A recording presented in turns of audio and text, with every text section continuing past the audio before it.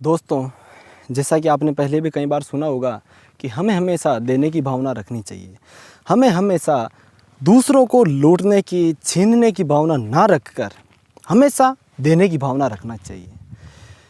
क्योंकि प्रकृति में एक रूल है, एक नियम है, एक सिद्धांत है कि आप जितना किसी भी व्यक्ति को देते हो ना, उससे कई गुना प्रकृति आपको जो है लौटाती है। जैसे कि हमारे जो बड़े बुज़ुर्ग हैं, उन्होंने हमें कई बार कहा भी होगा कि हमें हमेशा अपने हाथ को ऐसे रखना नहीं चाहिए, हमें हमेशा अपने हाथ को ऐसे रखना चाहिए।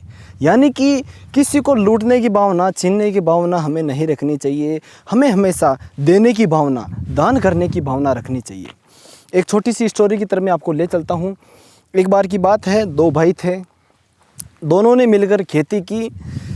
खेती करने के बाद जो फसल हुई ना, जो अनाज हुआ, उसे निकाला गया, दोनों के बराबर हिस्से में उसका बंटवारा किया गया।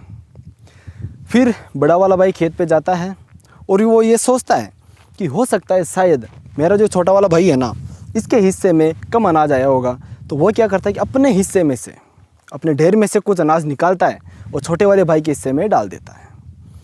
जब वह घर जाता है, थोड़ी देर बाद छोटा वाला भाई फिर से खेत पे आता है और वो ये सोचता है कि शायद हो सकता है कि मेरा वो जो बड़ा वाला भाई है, इसके हिस्से में शायद कम अनाज आया होगा।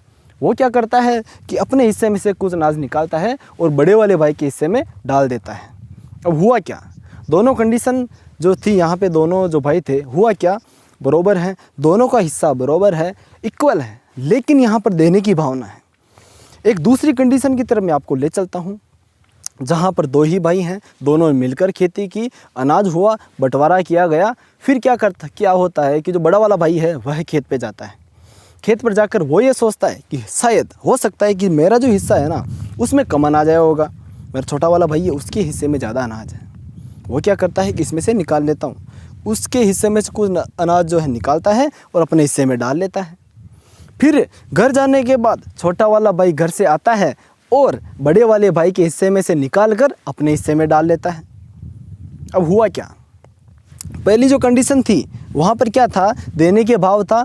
एक भाई ने दूसरे भाई को दिया और दूसरे भाई ने वापस उसे लौटा दिया। दोनों में प्रेम था, दया थी, एक दूसरे के प्रति प्रेम था, वह बना रहा, देने की भावना थी और दोनों का हिस्सा भी बराबर रहा।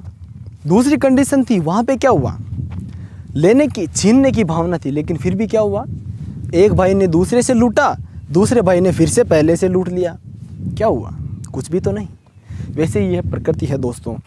यहाँ पर आप अगर किसी से छीनते हो ना, तो प्रकृति उससे कहीं ज़्यादा आपसे छीन लेती है और फिर आप ये सोचते हो कि शायद ये हो क्या रहा है। आप हड़बड़ा जाते हो कि ये हो क्या रहा है, मेरे साथ ऐसा क्यों हो रहा है। आप जितना दूसरों से छीनते हो ना, प्रकृति उससे कहीं ज़्यादा आपसे छीनती है।